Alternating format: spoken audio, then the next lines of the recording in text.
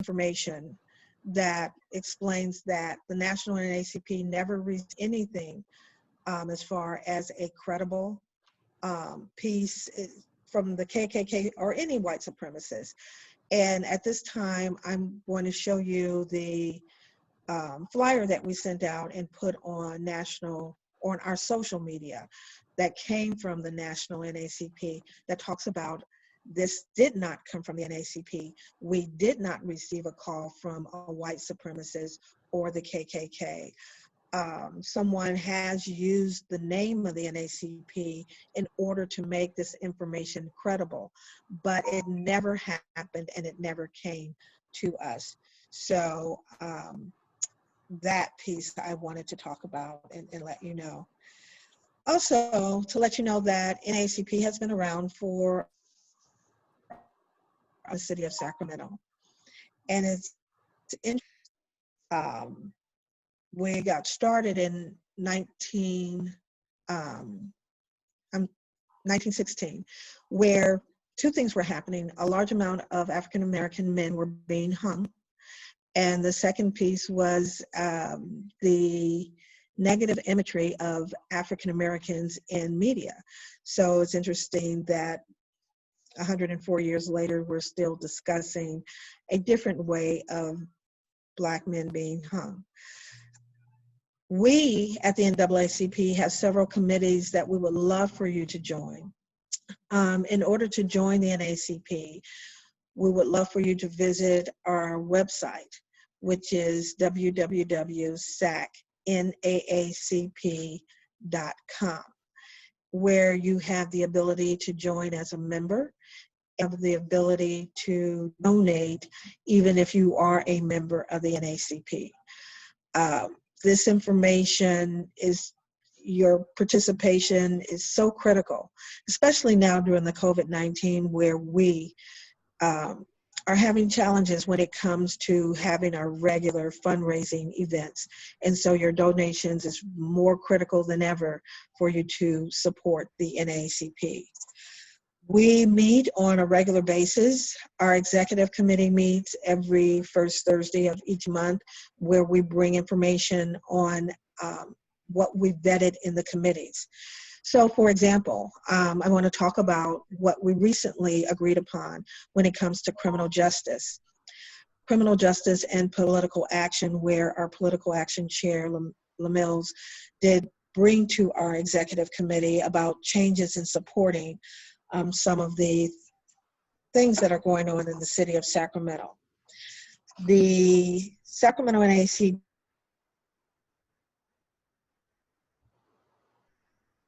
Betty?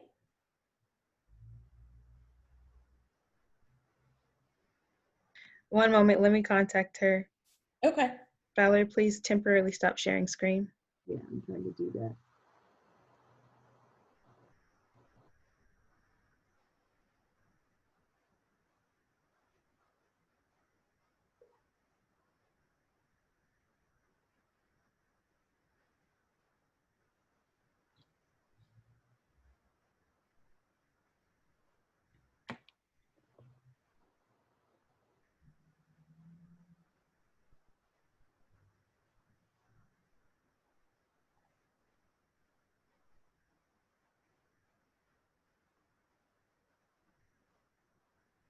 Okay, as Betty is logging back in, she had a little technical difficulty. She's going to be calling into the meeting to finish this, but I just wanted to do a few housekeeping rules and to give you some information.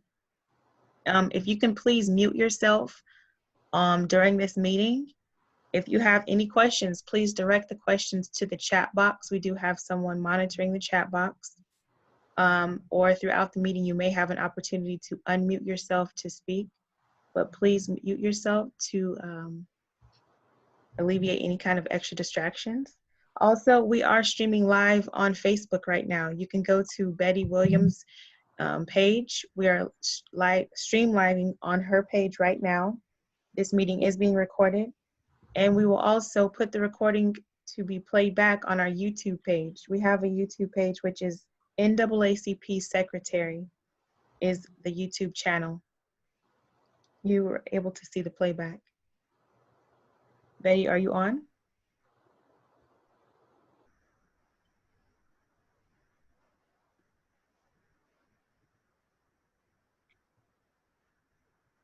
Okay, she is not on right now. I don't see her.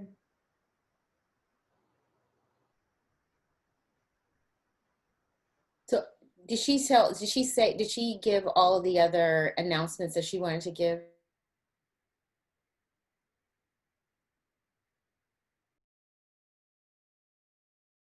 We're working on that.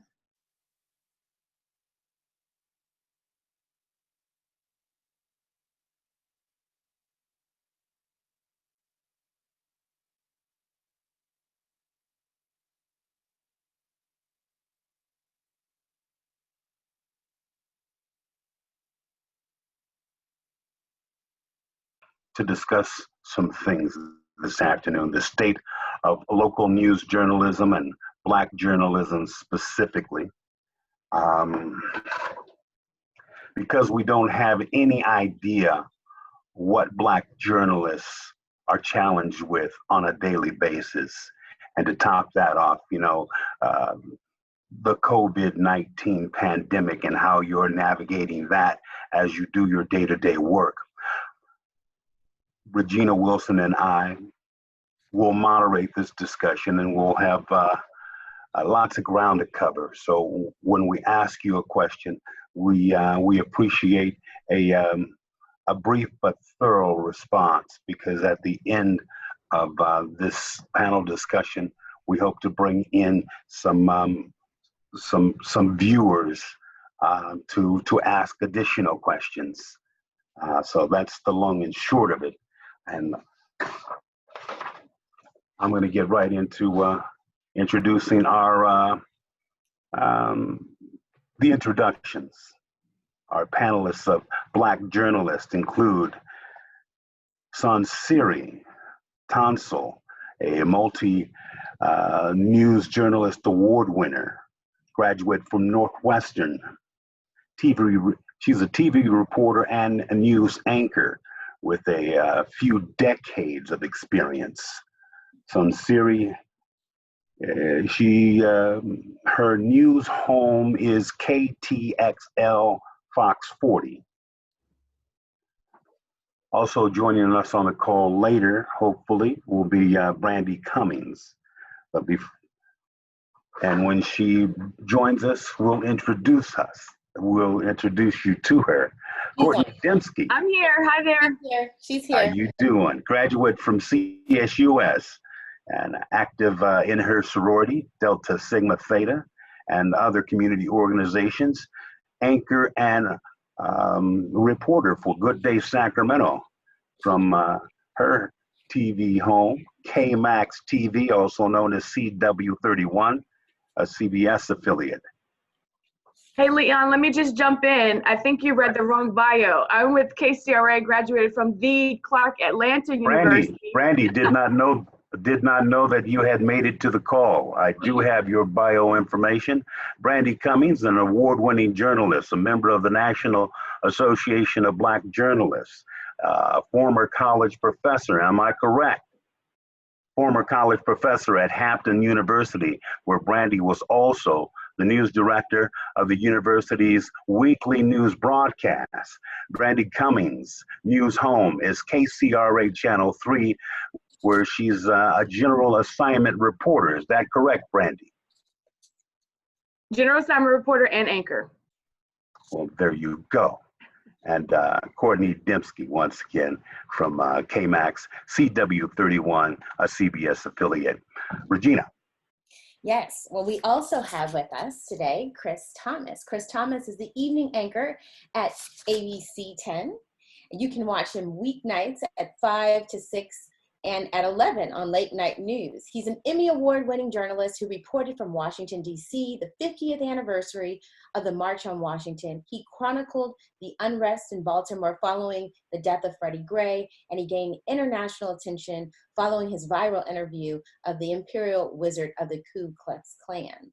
Here in Sacramento, he's launched the Chris Thomas Report series, and What's Working franchise following the police-involved shooting of Stephon Clark. He's determined to use his platform to not just shine, but to spotlight on our issues and community and showcase people across our area working to tackle those problems. We also then have with us Valina Jones, whose home is at, who joined CBS 13 as a reporter in April of 2020. Belina grew up in the Bay Area and is thrilled to be back in Northern California. Belina earned her Bachelor's of Arts degree in broadcast from Biola University.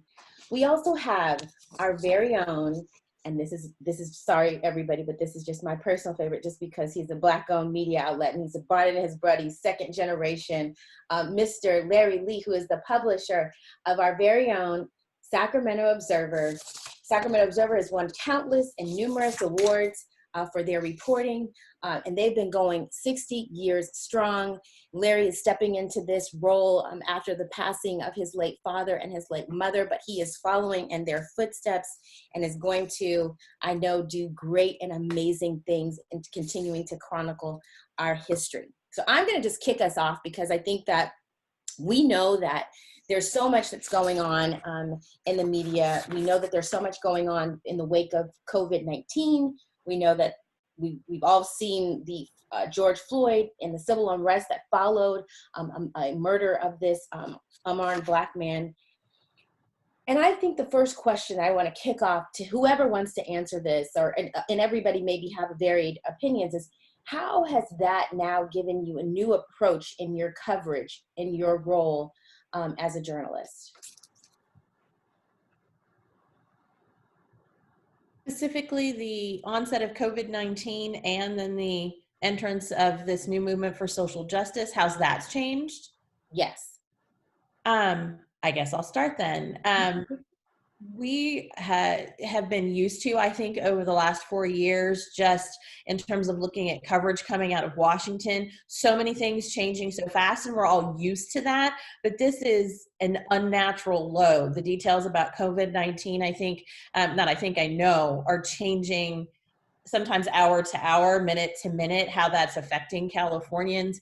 And then you have a whole nother movement and then the intersection of those, because you had people concerned about COVID spreading during some of the protests. And then, that being sort of like a political accusatory sort of thing. So there's a lot more to sift through about topics that are just so very important. And you have to be very careful when there's so much that you really are, and we only have so much time in a television format. We, obviously have extra space, extra time, extra inches on the web or in a newspaper format, and you can add extra pages, you can do whatever, but you only have however long the newscast may be. You have to be so careful in terms of choices and what is getting pushed to the forefront, and to make sure that you're covering kind of all of the segments of something that are really important. And it's obviously not necessarily just what the governor's saying or just what the protesters are saying. There's so many layers you have to give attention to.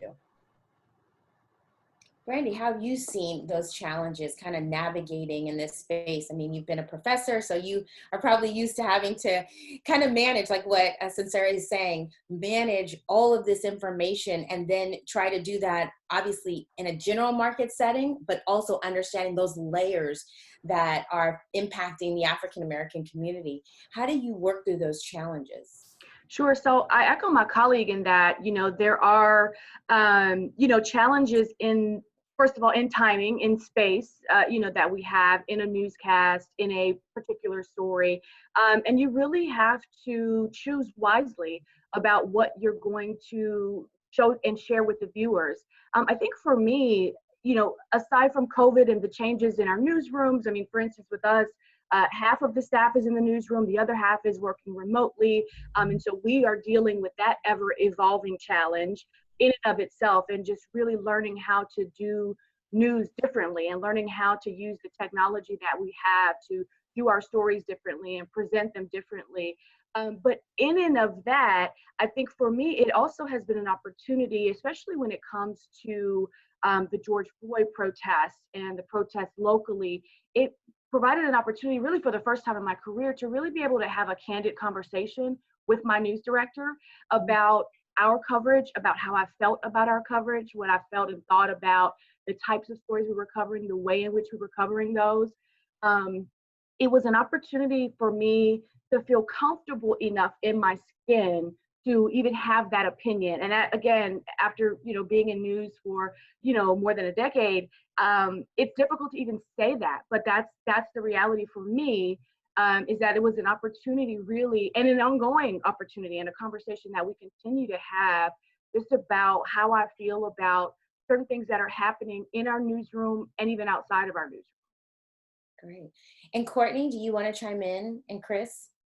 Yeah, I would just say I echo that. I think that especially as the evening anchor at ABC 10 and as a Black man with the George Floyd incident, one of the things that we stress at ABC 10 is, as Brandy mentioned, this kind of having a real conversation around what this movement, because some people have referred to as a moment, but I think it's really a movement, what this really is. And so it was an opportunity for us to kind of just lay bare and have conversation. You're not supposed to talk about race, you're not supposed to talk about politics, you're not supposed to talk about certain things. But this is one of those times where, especially in our newsroom, we said, we need to talk about it. And so I felt the need to kind of respond to this question of Black Lives Matter versus All Lives Matter, and just share my own personal experiences. I went to Morehouse College. I got good grades. I did all the things that you're supposed to do, to try to be successful. But even as a young Black man, I feel that when I don't have on my suit or I'm not in a certain atmosphere, that if I'm driving and if I'm stopped by police, there's a bit of trepidation that even I experience to this day. And one of the things that I tried to get across to our viewers was that, sure, all lives are supposed to matter, but it doesn't feel that way when a man can lose his life over $20. And when police ignore his cries for help. It just doesn't feel that way. And to proclaim that all lives matter in the face of this movement, I think, suggests that we're all equal. And I think we know that's not true. We said that, and the response to it was just overwhelming. It has just been something that we could not have. I mean, people from all walks of life reached out to us and said, thank you for sharing your personal story. And I think it speaks to the power of what we're doing now, sharing our stories. And it has provided an opportunity for us to get candid in ways that, especially I think as Black journalists, we've not had a chance to do. Right. Courtney, I would say when Brandy was speaking, I was nodding my head when she said that she was able to, for the first time in her career, have a candid conversation with her news director about the type of coverage that we were doing. I had issues with the semantics of saying peaceful demonstrations or lumping in the looting and the rioting with the demonstrating. And I wanted to make sure that we were clear that those are totally separate groups of people. The demonstrators and the protesters are completely separate from the rioting and the looting. And I think that was the first time that I actually felt like, okay, I can have this conversation. I'm a Black journalist, but I'm still a member of this newsroom, and at the same time, a member of this community that's kind of being pigeonholed into one group. And I took issue with that and had a conversation. I felt kind of like, oh boy, this might be the day that I get on his bad side. But oh well, because this is bigger. This is a bigger platform. This is bigger than my job, my title, whatever. And Larry, how about you? Because we have all the broadcast journalists here. You've been covering it, and newspapers have been, we know the definite issues that have been going on in newspapers in general, but then obviously in print newspapers, and the challenges that you face to continue to tell these authentic stories around folks that just don't, sometimes we can't make it, right? Because there's only so much space on the TV airtime. We can't make it on. You tell some of those other stories that are so important. Larry, tell us a little bit about how you work through these challenges of COVID and George Floyd, kind of all culminating all at once. Sure.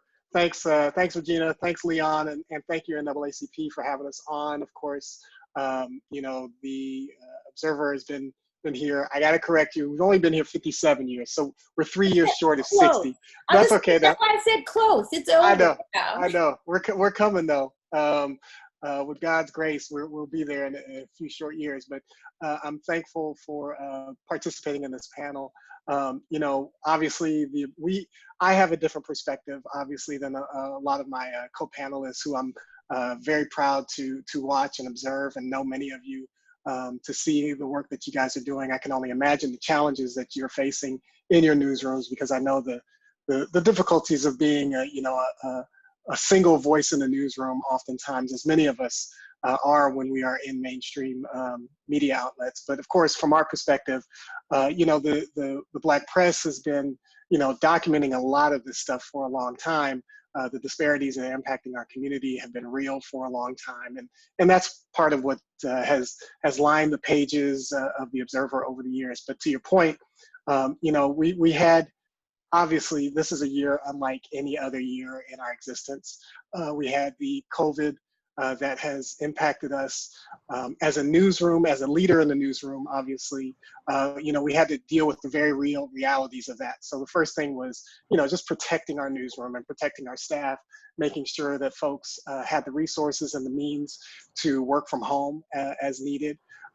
We have not missed a single a single day of coverage, single week of coverage. In fact, we've kind of increased our coverage during this time. We recognize the real vulnerability that the African American community is under during these trying times. So we've actually stepped up, and kudos to my team, my writers, Genoa Barrow and Antonio Harvey and others.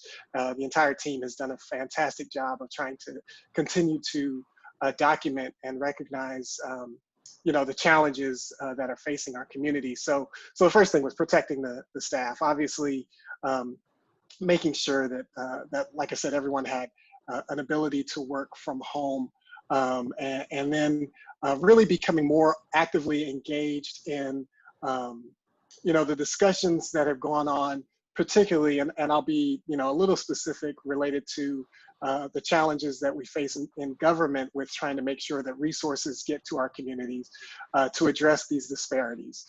You know, we oftentimes we point our attention to City Hall, but I think, you know, one of the areas that we've been really trying to focus on during this time has been the County of Sacramento. There's been a long-standing challenge that or disconnect that the county has had with our community. And we're really trying to make sure that we play a role and shine a light on the challenges that have been facing our community through the county. Then you go to, obviously, the aftermath of the murder of George Floyd and the uprising that has ensued from that. And, you know, I really have to, again, I really applaud my staff. They've done a wonderful job. Our photographers and reporters have been on the front lines covering the uprising. And it has really helped to put into perspective the real, the void of the voice of our community. We have really tried to make sure that as the Observer that we have done that, but I mean, there's a need for our community to be healed during this time, and we're really trying to make sure that we provide that. You know, the COVID also, you know, reinforced some of the things that we've been doing internally in regards to kind of pivoting in this digital space for us. As I mentioned, you know, we're providing more content and information in the digital space for our audience as well too. Right now, we're doing that for free in a lot of ways in the digital content. We still and have had actually an uptick in print subscriptions, which has been nice. So we have we're still delivering that through the U.S. Postal Service. Thank God for the Postal Service. We can continue to deliver that. So we haven't had a drop off in that, but I think the uprising has really crystallized the importance for at this moment, and to Chris's point, during this movement, that we as journalists that we can do great work, and particularly as Black journalists, that we have to do great work. This time requires us to do that. I think as in our newsroom, we're really trying to stress that this moment really needs us to be great. And again, very proud of I watch many of you on a day-to-day basis, and you guys are doing great work, and we're proud of you. But this is a challenging time, to say the least. And the incidence of attacks on journalists on the front lines has been increasingly high as well too. So our medium, our industry is under attack, but we've got to have strong courage and great work. So we'll continue to push that way. Great.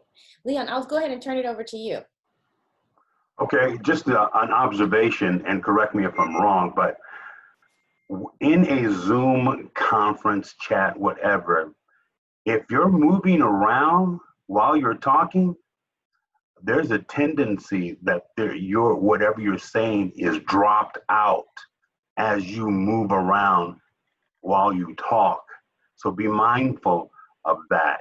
And I know it might be kind of difficult, especially for me, to just stay stationary while you articulate. I have a question and a follow-up question.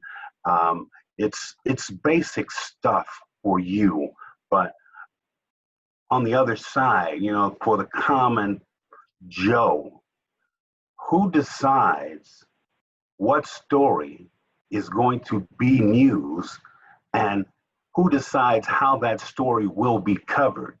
And I do have a follow-up question. Who would like to start? Who decides what story or stories will be news in your newsroom? Who decides, who makes that decision? Well, I'll jump in, and then we can all just Thanks, Chris. We have editorial meetings, and so generally you have your reporters, your producers, your directors, your anyone who wants to join really can come into your morning, afternoon meetings.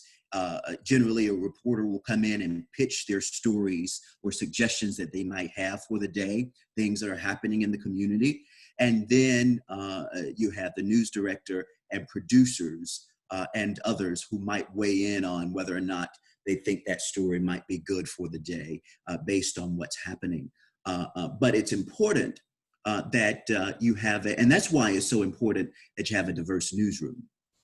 Because depending on who's at that table determines what coverage you might see that night. And so, while there is a collective group of folks who are involved, it's not just one person who is, in our case, making a decision. You want to make sure that you have diverse voices at the table, because a lot of times in anything, the loudest voice wins out, or the one who's able to kind of dictate that, hey, this is the story that folks are talking about, or here's the thing that's getting a lot of attention, here's something that we need to cover. So I think that's why it's so important that you have a diverse newsroom. And I just have to point out that, ABC 10 is unique in not just, I don't think, Sacramento, but in the country, in that we have from mornings to midday to evenings, African-American main voices. In the morning, Kirsten Holmes. On our weather department, Tracy Humphrey. To sports, Lena Washington, and myself in the evenings. 4 or 5 Black folk in one newsroom. How many times do you have? You know what I mean? And that's just, and in positions where you're supposed to have an opportunity to speak up and make your voice heard. And I'll tell you, I've worked in Georgia and in Richmond, Virginia, and in other places that have a little more African-American representation, and I'm not seeing this type of commitment to diversity, and especially African-American voices in the newsroom. And that makes a difference when you're deciding what is covered. Thank you, and sincerely. Mm-hmm. How would you answer that question?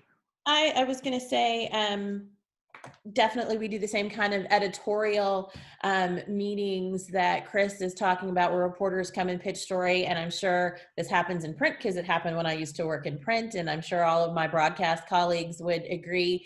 It could be during this time of COVID-19 and the protests or not, but you will come with your pitch story, something you totally know is the story that needs to get done. And you get, vetoed for that particular day. And you have to keep at it. And sometimes you do one interview on the side for something that you know is going on while you're doing the story that you've been assigned that day. And as opposed to being able to devote a whole day, you believe in it, so you push for it piecemeal over several days until you can turn a complete story for the news and television. We call it a package. But I think having the diverse voices, as Chris mentioned, you have people who are willing to commit to this idea, know something that's important, know that, we've been talking about the disparities in the African American community when it comes to COVID-19. All of that doesn't necessarily turn or come together, or people want to reveal the data, or, you can pour through all of the data that is out there in, one day, and to turn that in a 24-hour period. So you really have to have people and have a mindset that when you're onto something, you're getting those little pieces to pin down, so you can finally put that story together to push out something that you think is very important. Since the beginning of the COVID-19 outbreak, we kind of rearranged our broadcast schedule and started a new show at 11 o'clock, Fox 40 News at 11. We have interview segments during that. I anchored that show. And so I have found a real freedom and a blessing in the fact of who I can book to come on and talk about a lot of the different things that are happening around some of the major events. And so that has been a way that I feel I've been able to get out some of the other voices that may not end up in a lead story at 5, 6, 7, or 10 o'clock at night, but they'll get 4 minutes during my show to just talk and answer questions and share that part of it. And people have been very receptive to coming on and sharing, and the web traffic on those sorts of interviews. People are interested about what local activists are doing, not just during the protests or when they're holding an event, but all of the other things that they're working on around these issues. So that's another way, when you do end up in those positions where you have that kind of freedom to be able to book segments or book interviews, to be able to bring that other content to viewers in a different way. A follow-up question has to do with the social media and how it's impacting journalism. Are you guys getting paid? You don't have to answer, but I'm just that nosy. Are you getting paid for doing Zoom conferences or podcasts? How is social media impacting what you do? No, not getting paid. But I would say this. I would say, no, we're not getting paid monetarily. I think that I can speak for all of my cohorts, that it's part of our job, right? To be visual, to be involved in the community, things like that. So we're not getting paid monetarily, but I would argue that we are getting paid in making contacts with people in the community. We're getting paid in getting new ideas for stories, hearing about things that we wouldn't otherwise hear just in the box of a newsroom. We have to be out in the community to find out what stories are important to our community so that we can properly cover them. So I would say the reason why a lot of us MC or participate in town halls like this, or do social media podcasts, things like that, is because we truly care about the topics that we're covering, and we would like to edify ourselves to be able to cover them even better than we would just doing, research that we know how to do very well. We need to actually be in the community and meeting the people who are affected on a daily basis. Are you censored? I'm not going to say censored. I'm going to say, Chris alluded to this earlier, we're kind of like Switzerland. We have to be neutral, right? We're not supposed to have personal involvement in our stories. For example, I hosted a Facebook Live conversation a couple of weeks ago with 2 educators from Sac State about the Black Lives Matter movement, just to kind of, for our viewers who aren't familiar with what Black Lives Matter really is, and they have come up what they think it is. It was more of an educational opportunity, but I had to moderate, and I could not have no matter what came in the chat, no matter what came over on Facebook Live as questions and comments and very uninformed viewpoints, I had to stay neutral. So I would not say that we're censored, I would say that we have to be neutral. And I think that there's a difference between censored and neutral. Hey, Leon, if I can, just to kind of expand on that, and I think to the point of what everyone's saying there, I think the word or the term that we all really embrace is trying to make sure that we're being very responsible. I think, you know, with many of us, you know, we're not immune to the fact that we're African Americans, we're involved in the community.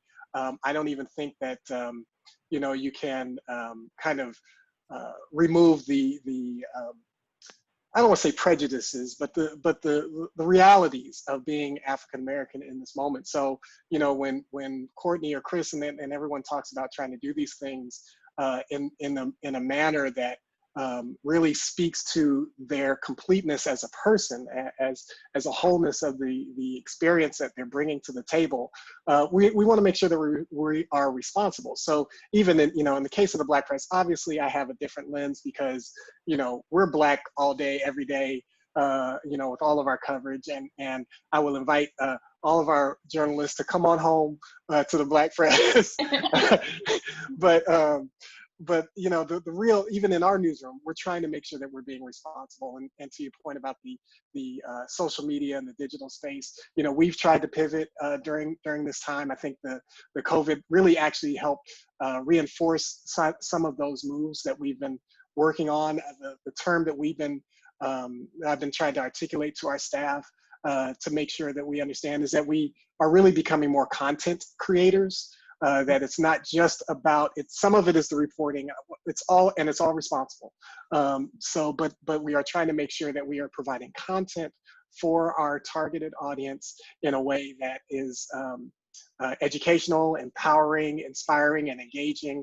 All of those things that we want to make sure that we can lift up our community. And so we encourage our team to use social media.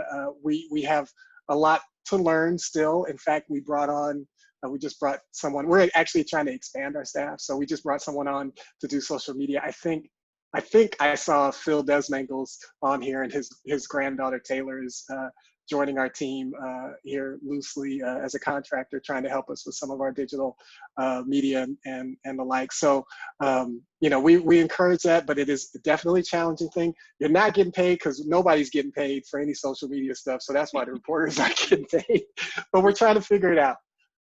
You know, Leon, I know that we haven't heard from Valina. And I would love to get her her thoughts, because I mean, she's not new. I mean, Sacramento's home for her, but coming back in here in April and right in the midst of COVID. You know, what has been your experiences and challenges trying to kind of dive back in, and you're really kind of diving back into a community, you know, during this time? Regina, can we pause 1 second? I do want to acknowledge that we have 3 questions on the floor that have been sitting here for a minute. If I can go ahead and just ask those 3 questions, they probably already have been answered. Okay, well, what we were going to do is I just pulled those up. So we were going to get through these, and then I promise we were leaving at the last 10 minutes time for those questions. Okay.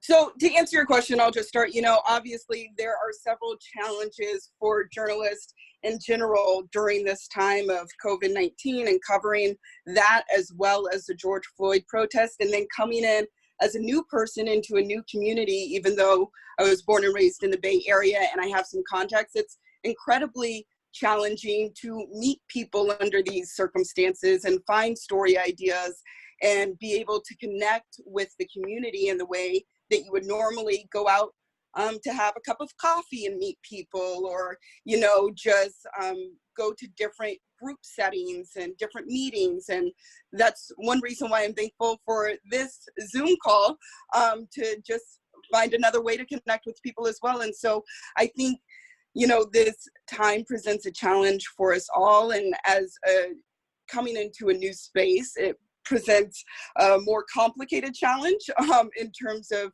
you know, trying to find people to connect with and to tell the stories that need to be told more than ever right now in the age that we are living in. And so I think what my mission has been is to try to find those connections and go deeper and give more context in terms of the stories that we're seeing, and not just have them be headlines in terms of, you know, the disparity numbers that people of color are experiencing when it comes to COVID or the protest. I know for a while, everyone was somewhat blaming the media because they thought that we were all fixated on just the damage and the destruction. And so, you know, I did a couple of stories about the context of these protests and the long history of oppression. And I think it's kind of those stories that help further define and further give, you know, more insight into what people of color are experiencing right now. And for me, has helped just in terms of finding new people to talk to and tell those stories that are so important. And I do just want to just really quickly say, and I think this might even answer one of the questions in the chat about, besides tragic events, how do we get the media to pay attention to things that we feel are important, historic events, et cetera. I will just say, I think we are more connected now than ever because of social media.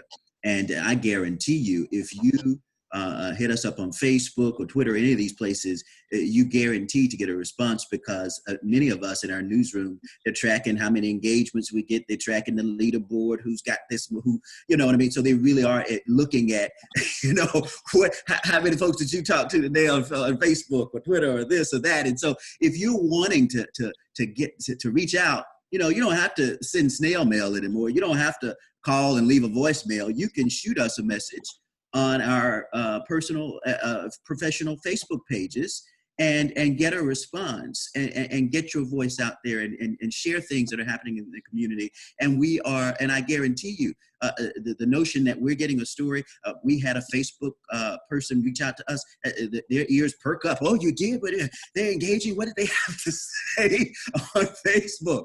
And so I think that if there are things in the community that are happening that you feel are important, or that you feel the media only swoops in when there's something negative that happens and that they're not there for other things, you have an opportunity really to engage with us in ways that you hadn't had before because of social media. Right. Well, you know, since we're going to just jump right into some of the questions in the chat box, there's another question that, is there such thing as an unbiased journalist? Or do we include our beliefs and agendas into our coverage? And if so, is that a bad thing? Anyone can take that. I think that everybody has obviously your own personal opinions, but if you do this for any length of time, if you're pledged to what journalism is supposed to be, you are very conscious all the time of keeping those things in check. And I know there have been different stories, not about COVID or not about the protests, that reporters of all ethnicities at my station have said, you know, this may be too close to me, or a topic that's too close to me. I need to step away. I don't need to be assigned that particular thing. If that is something that's, you know, that they don't feel that they can be impartial about. I think, you know, we're all checking ourselves all the time because we want to do the very, very best job for ourselves, because this is a career that we believe in, a profession that we believe in. We believe in sharing and telling people's stories and how important that is for those stories to be heard in wider formats and what they say about our society.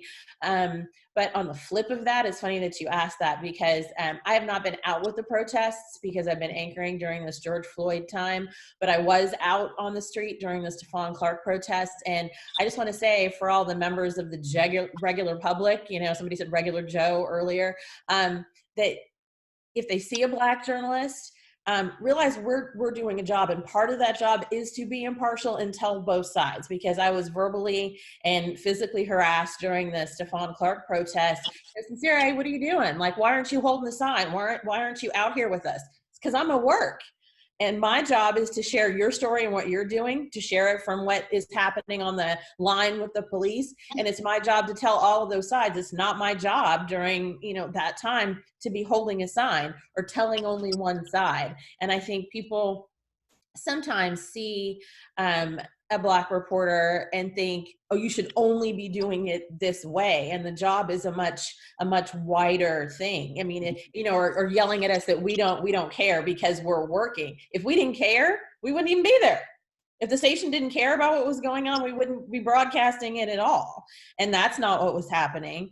But I think sometimes people get very confused. It's not, reporting is not necessarily, some reporting is an advocacy mission, but for us, it's about sharing both sides, bringing balanced coverage to expose the issues on both sides that need to be addressed.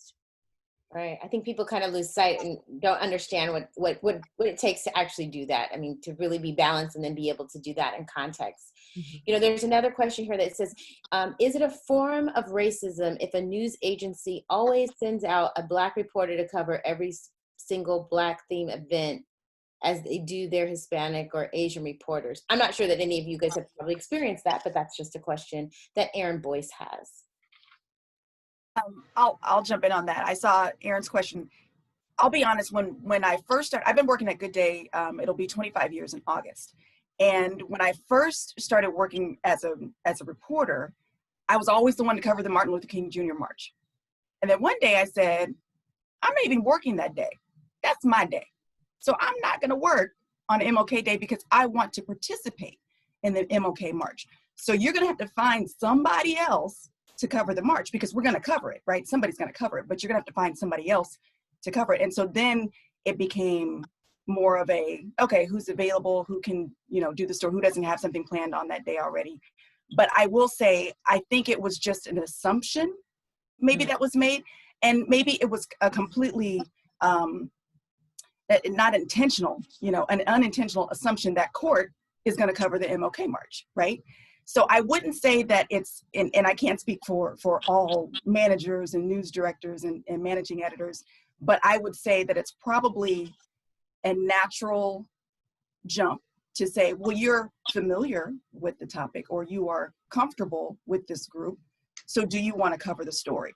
And I don't think that they necessarily pinpoint, you, Black girl, go cover the Black story. You know what I mean? I think it's just more of a natural assumption that I'm comfortable with the subject matter and very familiar with it, so it just makes sense for me to do it. So I wouldn't say that it's intentional, but I will say I've noticed it, and I'm sure some of my other cohorts have noticed it also. It just kind of becomes incumbent upon us to suggest, hey, how about somebody else do that story? Because I think it also broadens our horizons as journalists to do things and cover stories that we're not used to and not comfortable with. That's how you learn, is to do things that you don't already know. And I'll jump in and echo what Courtney is saying. I think for me personally, I take pride sometimes in covering stories about African Americans because I feel like I can do it in a way that perhaps someone else cannot. Because I am familiar with that community, because perhaps we have a kindred spirit. They may know someone that I know or something. So in some regards, I take it as a point of pride to do stories and cover stories in the African American community. Some would say, well, you're always covering the Black story, or there is this assumption, like Courtney said, that there isn't always. I don't like the word always, because unless you're watching every single newscast all day, every day, can you really say always? Or is it just that when you tune in at a certain time, that's the story that you happen to see, one story this month, another story next month, and then it becomes always. So I think people do kind of attach these labels to reporters and to the stories and the types of stories, which I think sometimes are unfair. But I think it's important to recognize that as journalists, as my colleague said, we pitch stories. Chris mentioned this. I think most newsrooms are similar in that manner, that reporters, anchors, we pitch stories. So oftentimes it is the African American journalists that are pitching stories about what's happening in the African American community. And as a reporter, if you pitch a story and the group on that particular day likes the story, that's the story that you cover. So there is this level of pride for me sometimes when I am able to cover those stories, because like I said, I think I feel like I do it in a different way, if you will. If I can just add to that, I think, however, one of the challenges that many newsrooms, mainstream newsrooms face, is that it does end up being a form of bias, because the newsroom does not necessarily reflect the community. So in that, you have newsrooms, and I've been in newsrooms where, you know, again, you're the only African-American voice or one of a few African-American voices, and the newsroom doesn't necessarily have enough staff to do these things responsibly or in a substantive manner. And the same thing, you know, you don't have enough women in the newsroom. You don't have enough members of the LGBTQ community. It's just like there's just a lot of challenges that newsrooms have had. The lack of diversity in majority newsrooms has been a problem for a long time. I think in this moment, I think newsrooms are starting to recognize it. Whether or not they'll be able to address it in a substantive, real manner, it remains to be seen. But, you know, like Chris said, you know, you turn on Channel 10 and you catch 3 or 4 Black faces that are leading the newsrooms. So there may be a change that's coming. I know, you know, a lot of newspapers like the Bee is trying to do some things as well too. And we're trying to help newsrooms. I think it's really important that all newsrooms can be as diverse as possible so they can have representation particularly in the decision-making process to really help diversify who is doing the coverage. You know, I really do appreciate that. And I know that we're coming down to the hour, and I appreciate all of you guys taking the time to talk to our, you know, our branch and our community about this. I will say that I come from the Inland Empire, so that is covered by the LA market. And I haven't seen, I've never seen this many journalists, one, be able to pull something off like this. So I always say kudos to our president, Betty Williams, for thinking of this and bringing us all together to have this discussion. But really be able to see the diversity in the coverage in this area. I think Sacramento is kind of I've been everywhere in the state, but I feel like we are a very privileged for the news networks that we have, and the fact that you guys are being able to take up space and we're able to, you know, hear your voices. And I figure if we just kind of end on some of the last question of possibly, you know, what's your advice for aspiring journalists, you know, folks who want to become journalists, and they kind of want to and tie that into what made you want to become a journalist. And I think if we take everybody and, you know, take a 45 seconds or so to kind of sum that up, and what young people who want to maybe possibly get into this profession, what they should be doing now to be able to, you know, be in your footsteps later. What advice would you give them? And Sincere, we can start with you because you're in my corner box. Oh, okay. Well, first off, this is going to sound really cheesy, but I wanted to be a journalist because I truly believe it's what I wrote my college essays on. Information is the equalizing power in our society. It is what makes the garbage man and the governor the same. If you have that tidbit of information that you can act on, that's actionable in your life, in your circle, in your neighborhood, in your business, you have power. If you don't have that, if you're outside the circle of the information, you can't do something to protect your family, to protect your neighborhood, to build your family, to build your neighborhood. And being part of the conduit of that information, of delivering that information to people and bringing, and now what somebody does with the information you give them, that's on them. But you know that you have put it out there and that you're covering things that people need to know. And I'm so very honored that over the years that I've done this, the people that have chosen to share their stories with me. We can't do this unless people share themselves with us and trust us with their stories. And I fight every day to be worthy of that trust. And it's not always a happy story. It's not always a bad story, but to be authentic with what someone has shared with me is definitely my passion. So I would say, for anybody who's thinking about doing this, it's not glamorous. It's not easy. It's not like what it looks like on TV. You will have your heart broken every single day when your pitch doesn't get through for the 57th time, or when someone who you fought to be able to cover their protest in the street you may have tangled with your news director or your news manager to be able to cover that protest when they didn't think it was all that important. And then the people at the protest are hassling you because they think that, you're a lackey because you're not holding a sign. You're going to be in those situations all the time. I am a very tender-hearted person, but I have a very thick news skin. And you have to develop that. You have to read everything all the time, not just in 140 character tweets. You actually have to read like the paper, lots of different papers, watch lots of different news programs that maybe don't have the political or societal focus that makes you feel most comfortable. You have to get outside of your echo chamber, and you have to be tenacious. Because of time, I'm going to have to cut you off right there. It's okay. Go ahead, Brandy, with your comments. Sure, thank you for that. Really quickly, I just want to say that personally, I decided to be a journalist in high school. I actually wanted to be a doctor and a ballerina on the side. So it wasn't until high school that I really realized it was something that I wanted to do. But over time, the reason for remaining a journalist has changed. It started off being, very, for an amateurish reason, but now as an adult, it really has become an opportunity to tell stories, to connect communities, to hold the powerful accountable. To students and even to my former students, one of the things I have always said is to, especially African Americans who want to be journalists, we need you. We need you.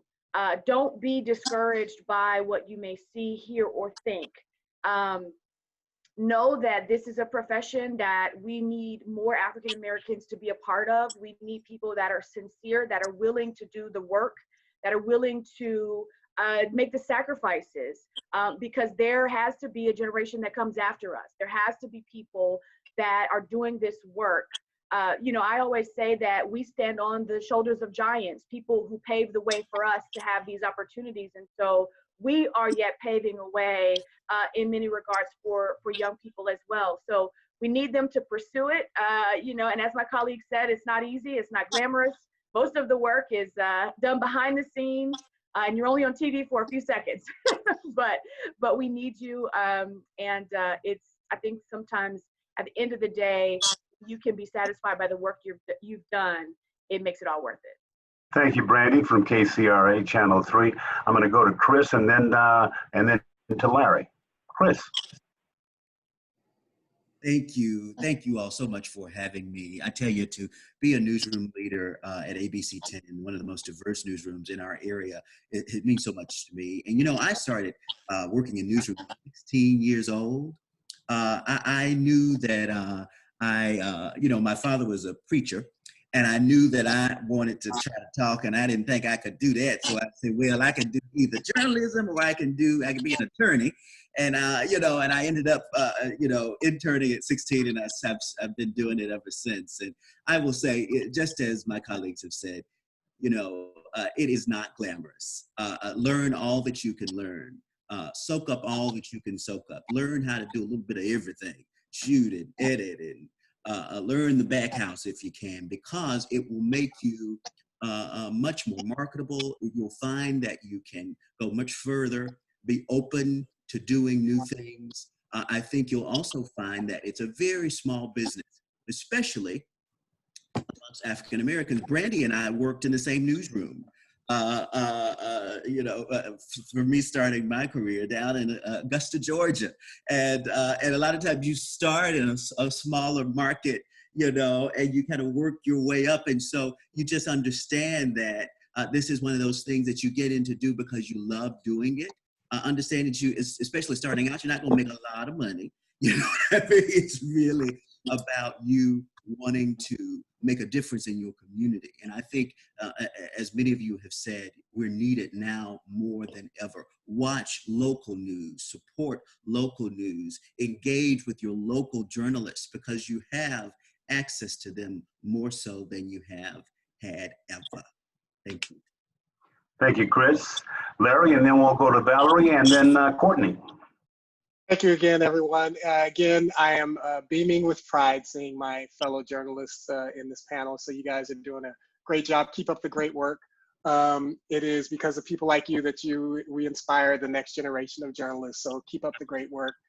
For me, my path was probably ordained for me before I was even born. You know, obviously having grown up in the Black press my entire life, this is something that has always been important to me. I think the calling of a journalist is about as noble of a profession as you can have. You know, firefighters, preachers, you know, those are people that I hold in high regard, and journalists are right there as well too, because our role is critical to the democracy. I think if you, you know, Brandy mentioned standing on the shoulders of people like Ida B. Wells and Frederick Douglass and others who are truth tellers for our democracy. And it's extremely important that we have good, responsible African-American journalists. It is a challenging profession, but there's no greater reward, I think, than that. I was talking to one of my reporters the other day, and she said, where else can you interview the governor and a 100-year-old lady in the community on the same day? It is the diversity of which we do the work, and the level of professionalism that we all bring to the table, I think, is exceptional, and I love it. I grew up in it, and I will die doing it as well too. So thank you all for all the great work that you do, and we'll keep it up. Thank you, Larry. And Valina Jones from CBS 13. Sure. So I'll just start off by saying, you know, I knew I wanted to become a journalist back in 8th grade at a very young age, simply because I wanted to tell stories, and I wanted to tell stories that matter. And I think, you know, for the younger generation coming up, as everyone said, this is not for the faint of heart. You have to really love journalism and the work that goes into this to continue on in this career. But something that I wish I had learned much earlier on in my career, being in a majority of white newsrooms and white communities, is that your voice matters, and it matters more than ever right now.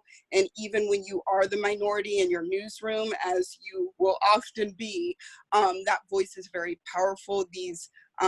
To have a different perspective is powerful more than ever. And so I would just encourage the younger community to not feel stifled by sometimes being the only one in the room that looks like this panel right here, and just continue to push forward. Thank you, Valerie. And the veteran, Courtney Dempsey, CD. Is that code for old lady? I feel like.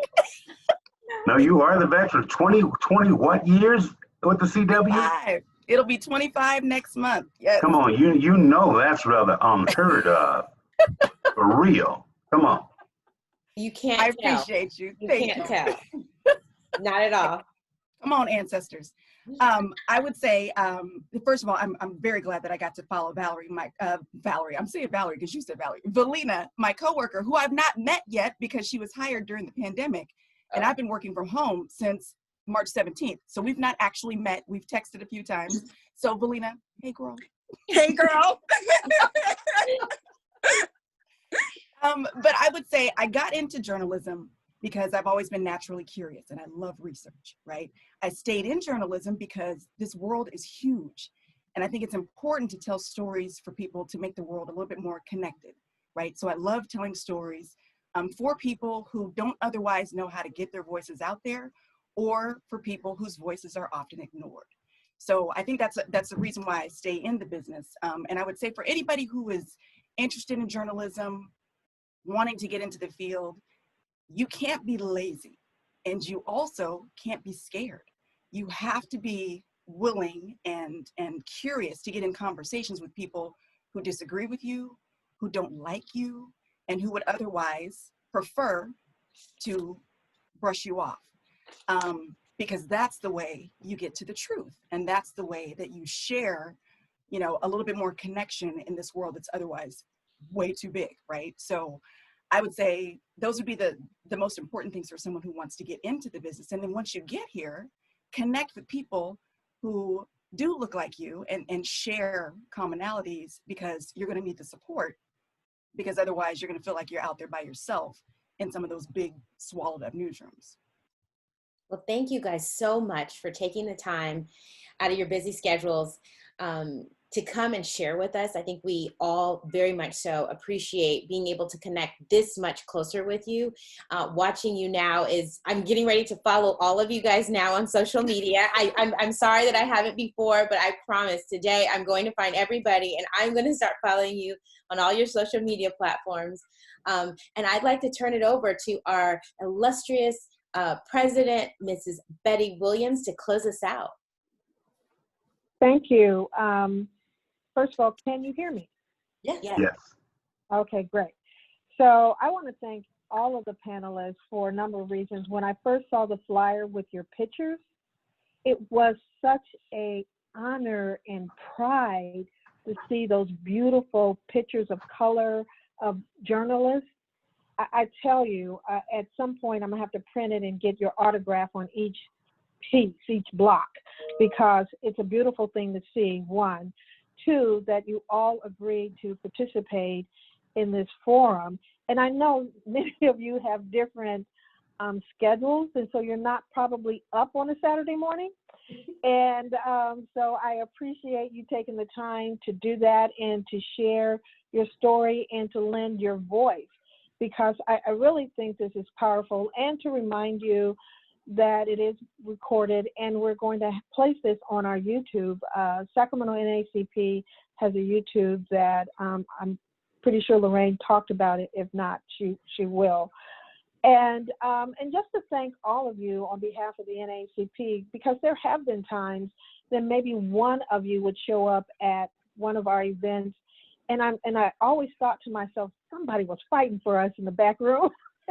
And for you to show up, and sometimes those stories have become national stories that came from the NAACP, and it's because of that one station or that one individual that fought for us. I appreciate you so, so much. We will continue to have our second Saturday town hall meetings.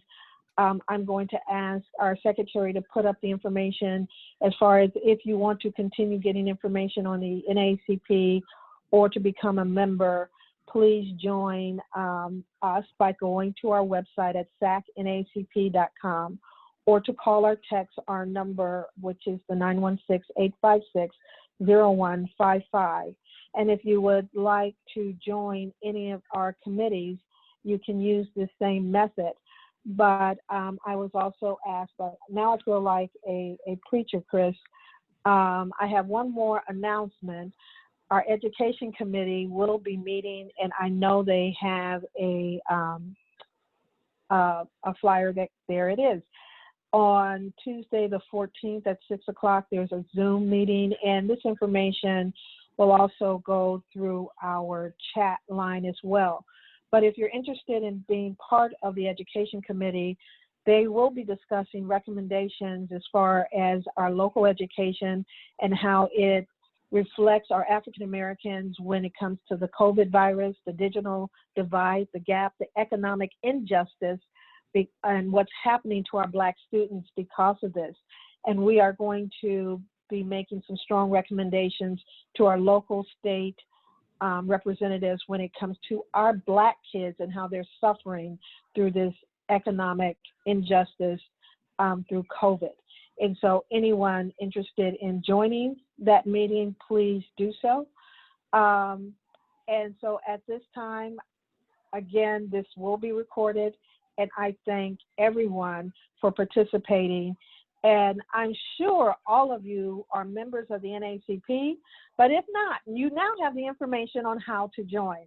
I thank you. God bless Betty, you. I have one thing to say. There is a link in the chat box. If you would like to be added to our mailing list immediately, please fill out the form.